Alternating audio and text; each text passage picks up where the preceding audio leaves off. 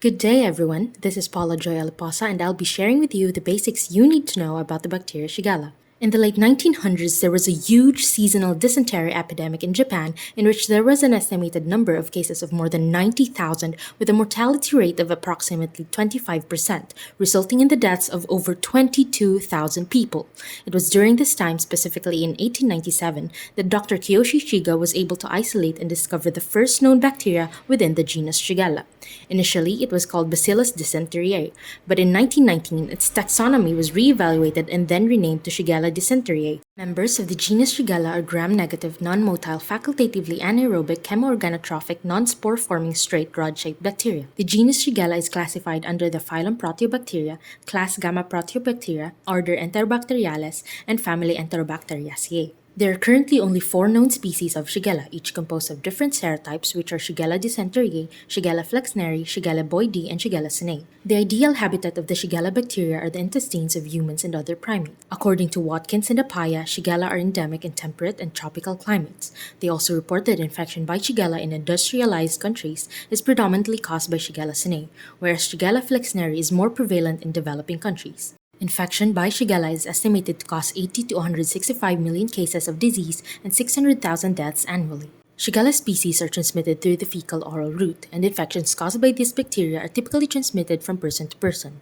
So far, humans and higher primates are the only known hosts of Shigella. People can get infected with Shigella in one of 3 ways: when they come in direct contact with and swallow small amounts of bacteria from a person who is infected with Shigella, which is the most common way a person can contract shigellosis; when touching surfaces and objects that are contaminated; or they eat food or drink water that is contaminated with Shigella.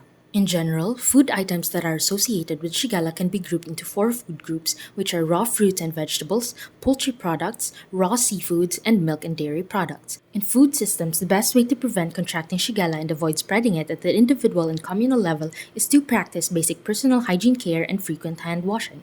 The following preventive measures are also advised. In food processing plants or establishments, it is recommended that only treated municipal water supplies are utilized. Additionally, treatment of sewage water is also advised as it alleviates the spread of Shigella and other disease-causing organisms. Improved worker and facility hygiene at picking and packing facilities is also a great step in preventing shigellosis caused by contaminated produce. The following are the commonly used methods for the isolation and detection of Shigella in general. However, it is also important to note that conventional culture of Shigella in foods is often problematic due to the lack of appropriate selective media. The FDA Bacteriological Analytical Manual provides a conventional culture method for the isolation and detection of Shigella from food, which utilizes a combination of low carbohydrate enrichment, anaerobic conditions, and elevated temperature. Samples are first subjected to an enrichment process, followed by isolation through Makani agar plates and other growth media, and finally a series of tests for physiological characterization and biochemical tests are done for confirmation.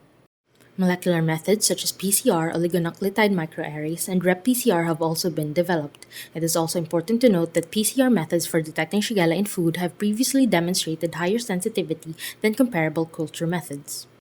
Another emerging method used in detection of Shigella in food is the magnetic immunocapture loop-mediated isothermal amplification assay, or IC-LAMP. It was first developed for detection of Shigella in pure culture, artificial milk, and clinical stool samples. Compared with polymerase chain reaction, IC-LAMP is sensitive, specific, and reliable for monitoring Shigella. Additionally, IC-LAMP is more convenient, efficient, and rapid than ordinary LAMP. Although infection by Shigella may occur in individuals of varying ages, other people are of higher risk compared to others. According to the Food and Drug Administration, depending on the age and condition of the host, less than 200 cells can be enough to cause disease. However, other reports indicate that as few as 10 pathogenic Shigella cells can result in clinical infection. Symptoms of infection typically occur 1 to 3 days after infection, but may vary from 12 hours to 7 days. Shigellosis, or the infection caused by all Shigella species, is typically characterized by the following symptoms. The following secondary symptoms and complications associated with shigellosis may also arise from the late detection and intervention of the infection or as a result of the production of enterotoxins and Shiga toxin by Shigella. In managing and treating any infection, please avoid self-medicating. At the first signs of infection, such as vomiting, fever, or diarrhea, immediately consult a medical physician. If proper interventions are immediately placed, the treatment of shigellosis is relatively easy. Upon noticing the first signs of an illness, it is recommended that you visit the nearest health center so that a medical physician can assess your condition and recommend certain tests. Children, senior citizens, and immunocompromised individuals are typically admitted immediately for close monitoring as they are more likely to suffer from severe illness. But regardless of the severity of infection or the risk of it, it is recommended that individuals with shigellosis should drink plenty of fluids so as to prevent dehydration, take vitamins, and take sufficient rest to be able to boost overall immunity. Antibiotics are typically prescribed by physicians to aid in the treatment of shigellosis. For individuals who suffer from dysentery or bloody diarrhea, antidiarrheal medications such as loperamide or diphenokylate with atropine should not be taken as it may make symptoms worse and cause further complications. The following are the references I used for this video. This has been Paula Joy Aliposa. Thank you for listening and have a great day.